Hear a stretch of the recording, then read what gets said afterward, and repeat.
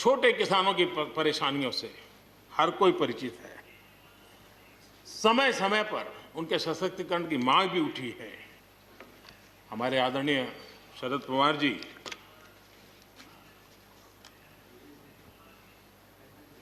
और कांग्रेस के भी हर किसी ने, हर सरकार ने कृषि सुधारों की वकालत की है। कोई पीछे नहीं है, क्योंकि हर एक को लगता है कर पाए नहीं कर पाए अलग बात है, लेकिन ये होना चाहिए, ये बात हर एक की निकली हुई है। और आज नहीं, जब भी जो जहां थे सबने की हुई है। और शरद राव जी ने तो अभी एक बयान भी दिया कि भाई मैं सुधारों के पक्ष में हूं। ठीक है, पद्धति के संबंध में उनके मन में सवाल है, लेकिन सुधारों का विरोध नहीं किया है।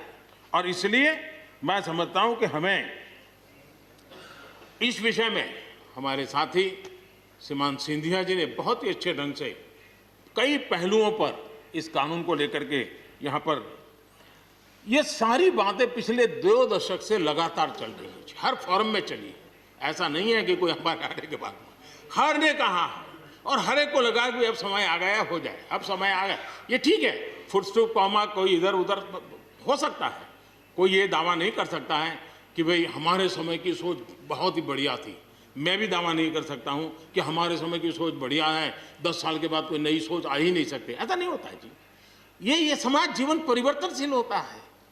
आज के समय हमें जो ठीक लगा चलो चले, आगे सुधार करेंगे, नई चीजों को जोड़ेंगे। यही तो प्रगति का रास्ता होता है जी। रुकावटें डालने से प्रगति कहां होती है जी। और इसलिए, लेकिन मैं हैरान हूं, अचानक यू टर्न ले लिया भाई, ऐसा क्यों किया? ठीक है, आप आंदोलन के मुद्दों को लेकर के इस सरकार को घेर लेते हैं, लेकिन साथ साथ किसानों को भी कहते हैं कि भाई बदलाव बहुत जरूरी है, बहुत साल हो गए, अब नई चीजों को लेना पड़ेगा, तो देश आगे बढ़ता है। लेकिन अब मुझे लगता है कि राजनीति इतनी हावी हो जाती है कि अपने ही विचार छूट जाते हैं। लेकिन जो ये सब कर रहे हैं अच्छा है। आदरणीय डॉक्टर मनमोहन सिंह जी यहाँ मौजूद है, मैं उन्हीं का एक कोट आज पढ़ना चाहता हूँ। हो सकता है जो यू टर्न कर रहे हैं वो मेरी बात माने या न माने, मनमोहन सिंह जी की तो बात जरूर मानेंगे। There are other rigidities because of the whole marketing regime set up in the 1930s, which prevent our farmers from selling their produce where they get the highest rate of return. It is our intention to remove all those handicaps which come in the way of India realizing its vast potential as one large common market. ये आदरणीय मनमोहन सिंह जी का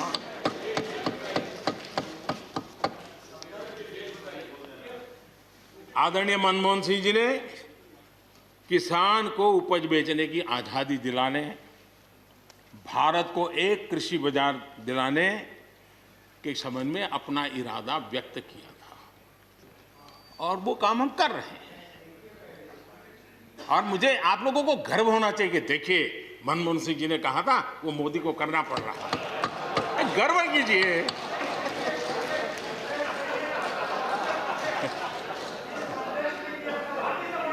please.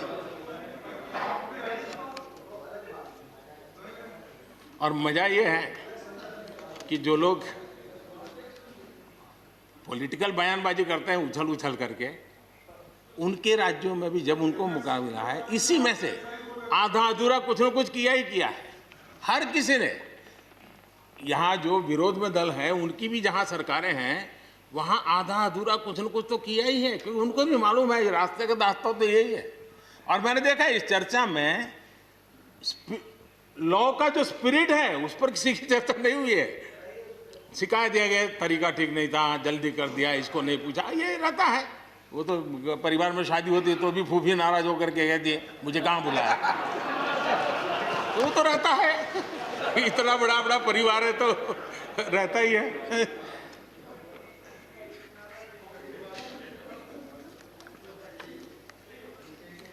हम कुछ और बातों की ओर भी ध्यान दें। अब देखिए, दूध उत्पादन, किसी बंधनों में बंधा हुआ नहीं है, न पशुपालक बंधनों में बंधा हुआ है, न दूध बंधनों में बंधा हुआ। लेकिन मजा देखिए, दूध के क्षेत्र में या तो प्राइवेट या कोऑपरेटिव, दोनों ने एक ऐसी बड़ी मजबूत चेन बनाई है, दोनों मिलकर के इस काम को कर रहे हैं और एक बेहतरीन सप्लाई चेन हमारे देश में बनी है। इसको हमने जो अच्छा है उसको, और ये मेरे काल में नहीं बना है, आप भी इसका गर्व कर सकते हैं, मेरे काल से पहले बना हुआ है, हमें गर्व करना चाहिए। फल सब्जी से जुड़े व्यवसाय में ज्यादातर बाजारों का सीधा संपर्क रहता है, बाजारों की दखल हट गई है, इसका लाभ मिल रहा है। क्या डेयरी वाले, फल सब्जी खरीदने वाले उद्यमी, पशुपालकों की किसान, क्या जमीन पर कब्जा हो जाता है उनका? पशुपालन पर, पशु पे कब्जा हो जाता है? नहीं होता, दूध बिकता है, पशु नहीं बिकता है जी। हमारे देश में डेयरी उद्योग का योगदान कृषि अर्थव्यवस्था के कुल मूल्य में 28% से भी ज्यादा है। यानी इतना बड़ा हम एग्रीकल्चर की चर्चाएं करते हैं, इस पहलू को हम भूल जाते हैं। 28% कंट्रीब्यूशन है और करीब करीब 8 लाख करोड़ रुपयों का कारोबार है। जितने रुपये का दूध होता है उसका मूल्य अनाज और दाल दोनों मिला ले तो उससे ज्यादा है।